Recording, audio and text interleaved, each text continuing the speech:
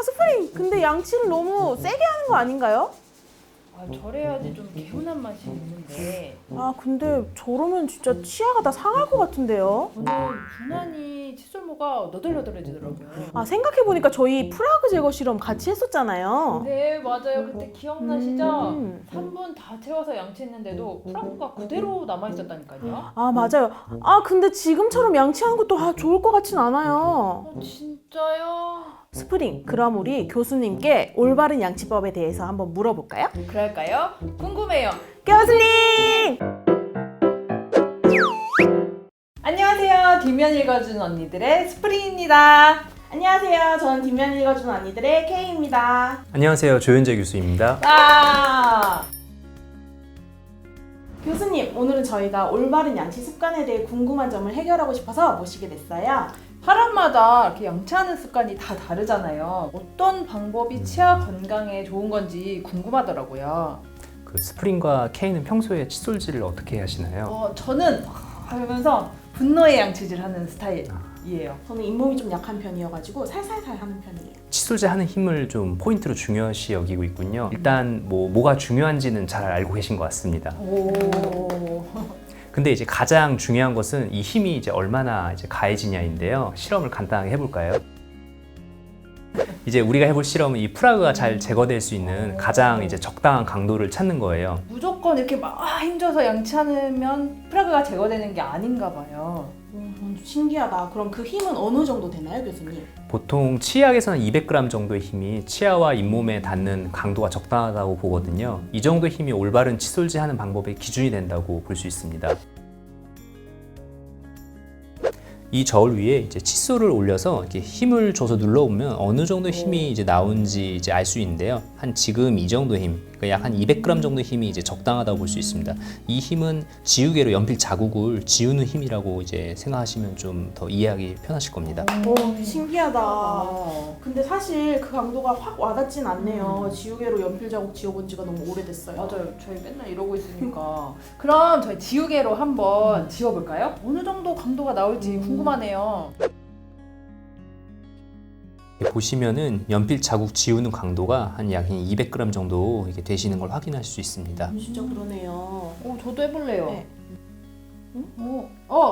200 나오네요. 이 정도가 200g이네요.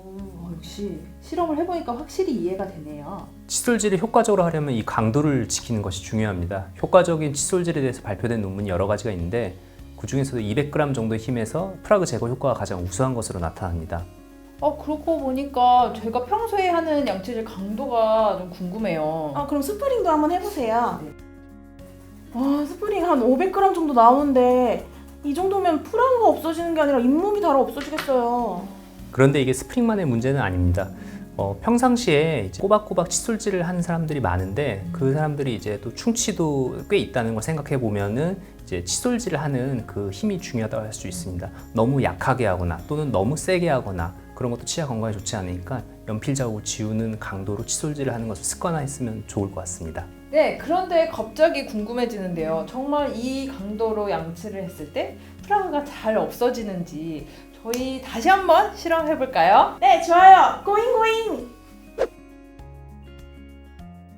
오늘 교수님이 알려주신 대로 200g의 힘으로 양치를 했을 때 프라그가 잘 제거되는지 테스트를 해보려고 요 시약을 준비해봤어요.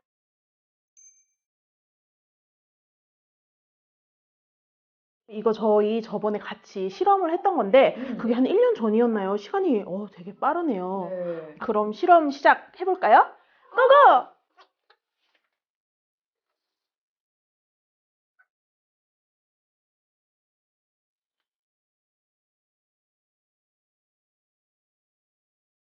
그럼 이제 시약으로 한번 오. 해볼까요? 왕 떨려요. 짠!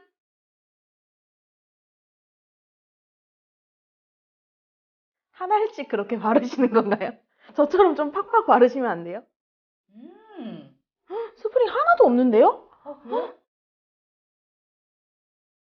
우와, 저도 그래요? 하나도 없는데 잇몸이 빨갛지? 와 진짜 깨끗하다. 저 진짜 깨끗하죠? 한번 봐주세요.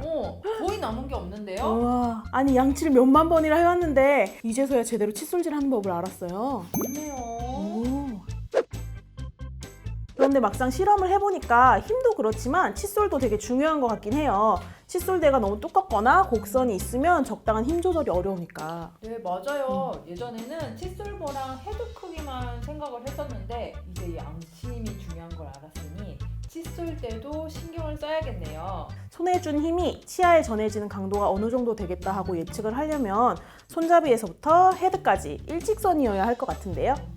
그리고 저는 이렇게 각이 있는 손잡이가 편한 것 같아요. 이거 괜찮은 것 같은데요? 아, 이게 보니까 특이하게 육각형이네요. 오, 갑자기 생각이 났는데 저희 초등학교 때 연필 줬을 때 생각하면 그게 딱 육각형이거든요.